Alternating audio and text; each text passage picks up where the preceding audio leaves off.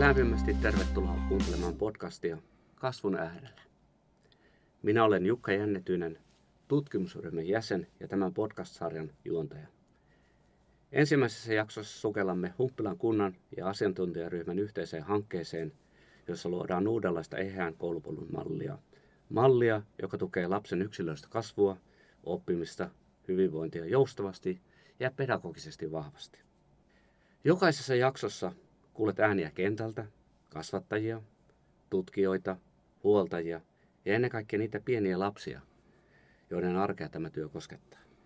Tavoitteenamme on avata, mitä tarkoittaa eheyttävä, osallistava ja lapsen omat vahvuudet huomioiva opetus ja kasvatus ja miksi se on tärkeämpää kuin koskaan. Kiitos, että olet mukana. Tänään aloitamme matkan, jossa edetään kohti eheämpää ja joustavampaa koulupolun mallia, joka tukee lapsen yksilöllistä kasvua, oppimista ja hyvinvointia. Mukana täällä meillä on keskustelemassa Humppilan sivistys- ja hyvinvointijohtaja Anssi Lepistö. Kiitos. Tervetuloa. Ja dosentti Jarmo Kinos. Kiitos. Tervetuloa Jarmo. Ja Jarmo toimii myös asiantuntijaryhmämme jäsenenä ja tutkimusryhmämme jäsenenä. Keskustelemme tänään yhdessä siitä, mitä kunnallinen visio ja pedagoginen tutkimus voivat yhdessä muuttaa varhaiskasvatuksen ja kouluopetuksen arkea ja miksi juuri nyt on oikea hetki tehdä se. Tervetuloa mukaan. Aloitetaan sinusta, Jarmo. Voitko avata hankkeemme tavoitteita ja miten varhaiskasvatus ja koulu voivat kulkea yhteistä opinpolkua? Joo, kiitos kysymästä. Meidän täytyy ensinnäkin miettiä, miksi ollaan tultu siihen tilanteeseen, että meillä on tämmöinen niin kuin portaittainen kasvatus-, koulutus-, sivistysinstituutio. Eli meillä on niin kuin Humppilassakin 4 eri kampusta miettiä sitä ja sitten toisaalta, miten sitä voitaisiin kehittää eteenpäin siihen suuntaan, että me saataisiin yksi tämmöinen instituutio, jossa nämä kaikki kampukset yhdistyis ja joissa lasten ja nuorten olisi joustava oppia. Ja toki tämä liittyy myös siihen, että lapsilla on erilaisia rytmejä, eli hitaat sais oman rytminsä ja voisivat edetä nopeammin. Ja toisaalta, varmaan mihin Anssikin ottaa kantaa, on se, että Humppila on aika selkeästi muuttotappiokunta. Eli näillä palveluilla voitaisiin myös edistää Humppilan kunnan asukkaiden, lasten ja perheiden elämää. Kiitos Jarmo. Tuossa tulikin monta tärkeää asiaa. Erityisesti minua huomioi tuo asia se, että miten lapset voivat yksilöllisesti mennä omaa tahtia, hitaat ja sitten nopeasti oppivat. Anssi, sinulle kysymys. Mikä sai Humppilan kunnan mukaan lähtemään tähän projektiin ja osaatko avata, mikä on kunnallinen näkökulma varhaiskasvatuksen ja kouluopetuksen kehittämiseen? No ilman muutahan me lähdetään mukaan tällaiseen projektiin, kun sitä ikään kuin kultatarjottimella meille suorastaan tarjotaan, että tämähän on ainutlaatuinen mahdollisuus olla mukana tekemässä tällaista kehittämistyötä. Ja varsinkin kun sitten itse henkilökohtaisesti ajattelen niin, että kyllähän meidän kasvatuksen ja koulutuksen maailma jo lähtökohtaisesti on sellaista, että paikalla ei voida pysyä, vaan pitää niin kuin jatkuvasti aistia sitä ympäröivää maailmaa ja yhteiskuntaa ja sitä kautta sitten muuttaa sitä meidän systeemiä, että miten me lapsia kasvatetaan ja minkälaista oppia ja opetusta me koulussa annetaan. Että niin kuin lähtökohtaisesti tämä tämmöinen kehittämismyönteisyys kyllä se yksi kantava syy, että minkä takia tähän lähdettiin mukaan. Mutta sitten varmaan tämä, mitä tässä Jarmokin totesi, niin se on tosiasia niin meillä Humppilassa kuin monissa muissakin kunnissa, että lasten määrä vähenee ja jotain pitää tehdä. Toki me voidaan tarjota sitä laadukasta varhaiskasvatusta ja perusopetusta, mutta ehkä jotain ekstraa, jolla sitten saavutetaan ja tavoitellaan sitä kunnan pitovoimaa, mutta myös sitä vetovoimaa niin, että saadaan uusia kuntalaisia. Joo. Olipa kiva kuulla. Oikeastaan seuraava kysymys jatkaakin tästä samasta, mitä tuossa puhuit noista pedagogista periaatteista teille molemmille, että miten koulu ja varhaiskasvatus voivat yhdessä kulkea yhteistä polkua, opintopolkua, kuinka voidaan yhdessä oppia. Onko olemassa jotakin pedagogisia periaatteita lapsen kehityksen ja oppimisen tukemiseen? Ja toisaalta onko meillä jotakin esteitä, hallinnollisia esteitä tai kunnallisia esteitä tai jotain toteuttamisia esteitä, niin vastaako Jarmo ensin? Joo, kun meillä on niin kuin meidän koulutussivistysinstituutiot, meillä on semmoinen historiallinen painolasti, että me mennään niin kuin ikäkohortti kerralla. Ja se on tuottanut meille aika jäykän rakenteen. Ja tämä sama on myös varhaiskasvatuksen piirissä. Vanhassa lastentarhassa oli aivan sama, että mennään ikäryhmittäin. Ja erityisesti tämä on koulussa. 1. luokka, 2. luokka ja niin edespäin. Ja tämä on sellainen periaate, josta pitäisi pystyä joustavasti luopumaan, mutta toki myös ylläpitämään. Eli se kankea ryhmittyminen pitäisi pystyä muuttamaan joustavaksi. Ja sitten luoda sinne sellaisia sisäisiä pedagogisia periaatteita, että nämä eri-ikäiset lapset voivat työskennellä yhdessä.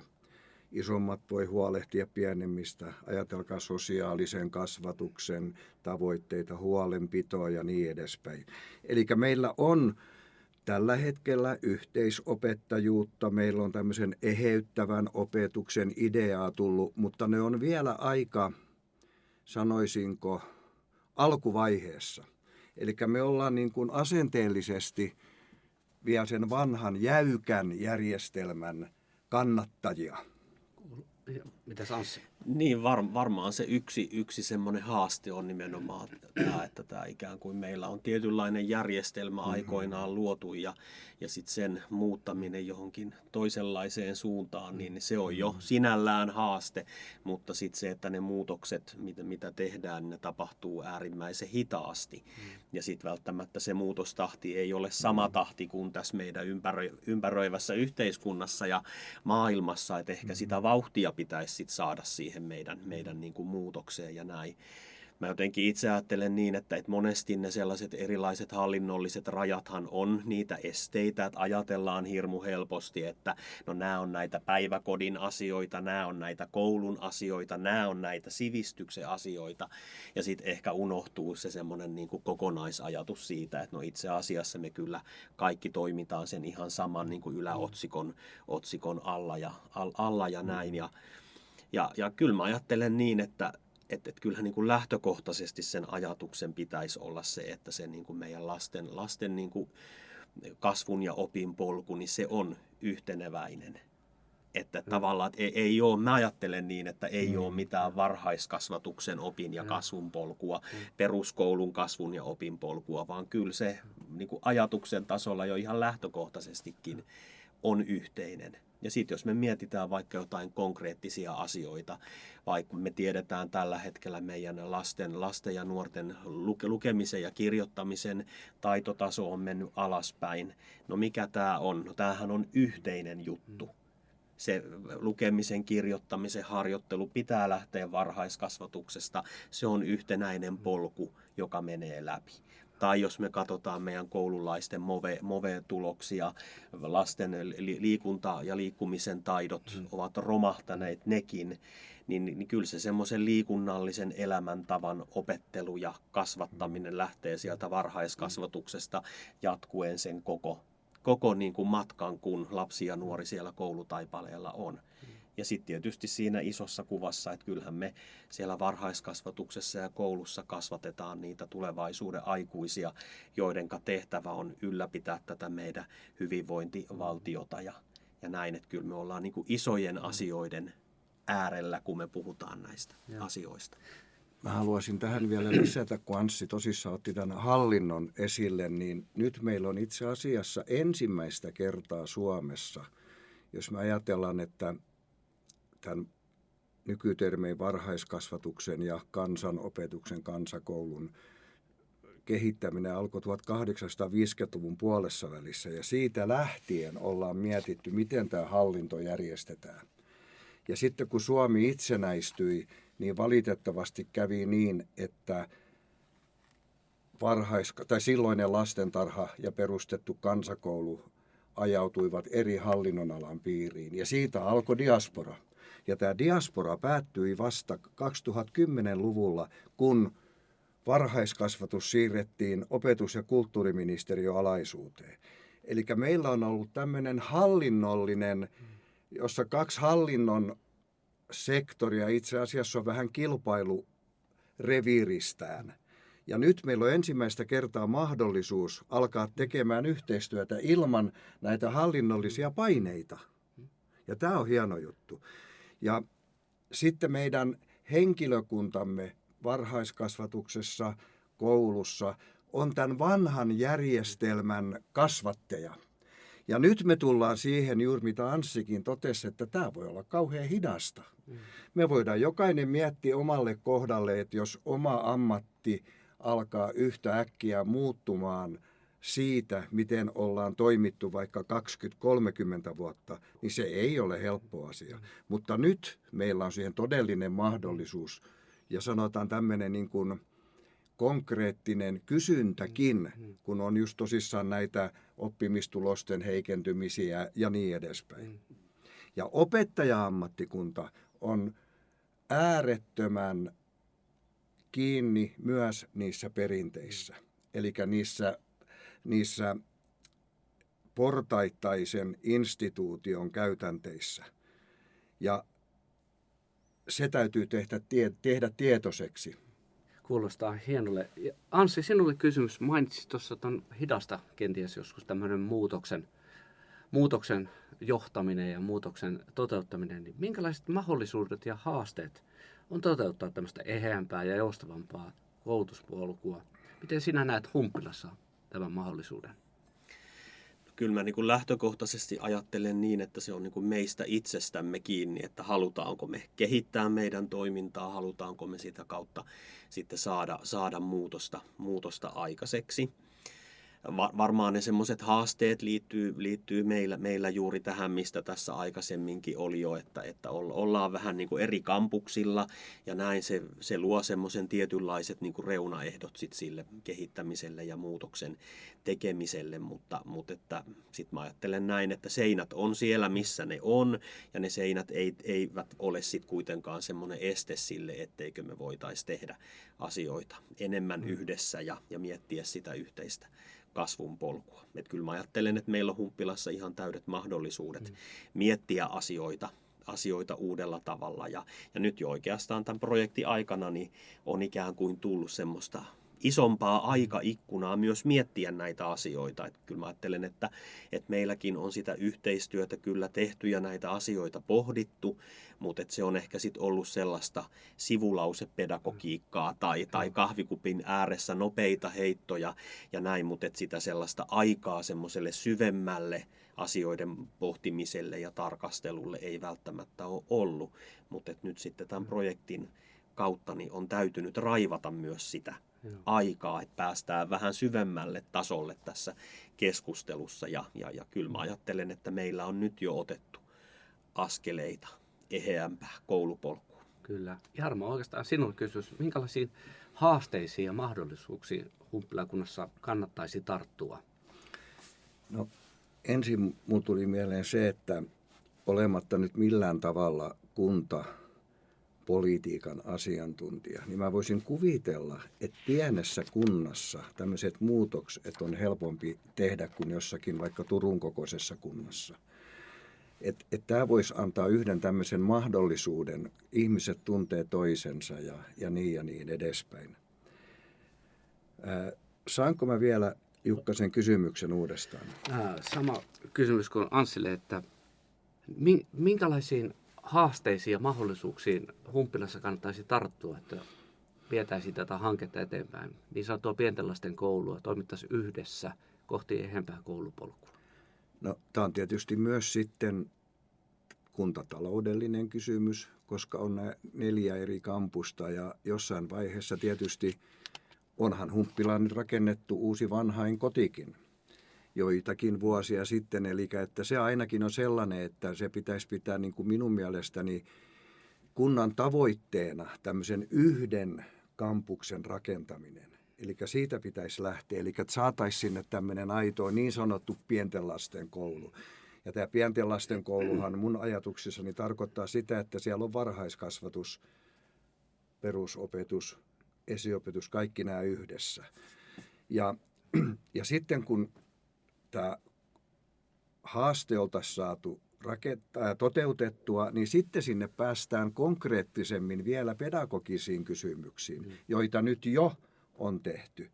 Et esimerkiksi kun voidaan ajatella, että on erilaisia opetussuunnitelman malleja. Meillä on ainejakoista ja eheyttävää opetussuunnitelmaa ja kehkeytyvää opetussuunnitelmaa, niin kaikki nämä instituutiot, jotka nyt toimii erillä, niiden pitäisi pystyä ottamaan ne kaikki opetussuunnitelmamallit käyttöönsä, jolloin saataisiin niitä sellaisia kankeita käytäntöjä joustavoitettua ja esimerkiksi antaa aikaa vaikka 2 viikkoa jollekin aiheelle, joka voisi toimia lasten ideoimina ja niin edespäin.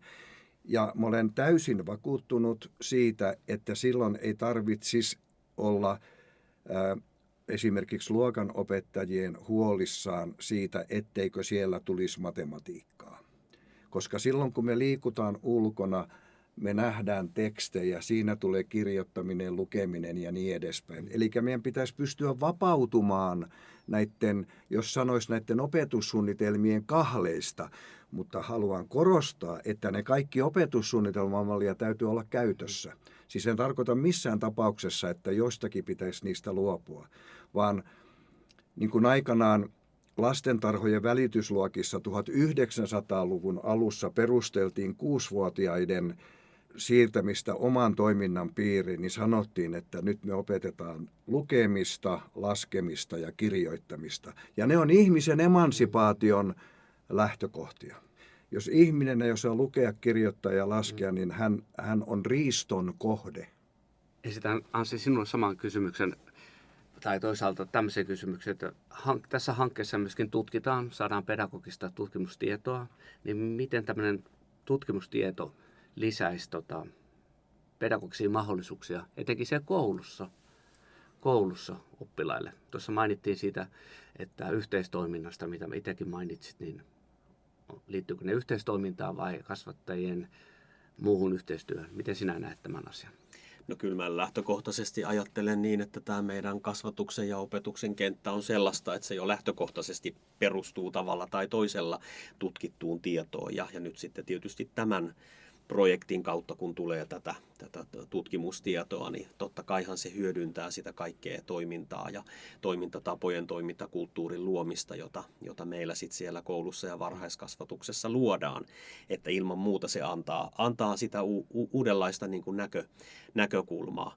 Mutta että pakko kommentoida tätä Jarmon visioa. Mä oon niin kuin samaa mieltä siitä, että ja jos minulla olisi semmoinen taikasauva, että voisin taikoa asioita, niin myös itse niin kuin Humppilan näkökulmasta ajattelen niin, että meillä nimenomaan kaikki tämä kasvatus ja opetus pitäisi tapahtua samojen seinien sisällä, mutta että meillä on nämä ikään kuin seinäratkaisut tehty. Ja ne on tehty ja nyt niitä seiniä ei kyetä siirtelemään johonkin toisenlaiseen asentoon, missä ne on. Että nyt sit sitä pedagogista kehittämistä tehdään siitä huolimatta, vaikka ne seinät on sitten hieman eri puolilla sitten kylän raittia. Onneksi kuitenkin välimatkat on lyhyet, että siellä jo joustavasti joka viikko esimerkiksi koululaiset kulkee molempien koulurakennusten välillä eri oppiaineiden tunneille, että sinällään niin kuin, se ei niin kuin, tavallaan maantieteellisesti meitä haasta, mutta että totta kai se sitten tietyllä tavalla vaikuttaa sitten siihen kaikkeen pedagogiikkaan ja kaiken tämmöisen niin kuin pedagogisen ajattelun kehittäminen, niin se olisi totta kai helpompaa, jos meillä olisi niin sanotusti se yksi opettajahuone, jossa tätä keskustelua käytäisiin, mutta nyt sitä sitten käydään vähän useammassa opehuoneessa ja sitten aina silloin tällöin kokoonnutaan kaikki yhteen ja käydään yhdessä sitä keskustelua. Tämä on tärkeä juuri tämä yhden opettajahuoneen periaate. Se on konkreettinen esimerkki, mutta se on äärimmäisen symbolinen, koska jos ei ole yhteistä opettajanhuonetta, ei ole yhtä yhteisöä, johon kaikki kokoontuu vaihtamaan kokemuksia ja mielipiteitään. Ja tämä on ollut näissä joissakin, sanotaanko nyt sitten vaikka kokeiluissa Suomessa viimeisen 20-30 vuoden aikana ongelma juuri, että kun on ollut yksi rakennus, niin sinne kuitenkin johonkin tehdään se väliseinä, mikä pistetään kiinni. Ja silloin siitä ei synny sitä yhtä yhteisöä, vaan siellä on fyysisesti yksi rakennus, mutta siellä on kuitenkin se kaksi yhteisöä. Ja ihmisethän tekee sen juuri sen historiansa kautta, kun he ei ole tottuneet siihen uuteen ajatukseen tai ei ehkä hyväksykään sitä.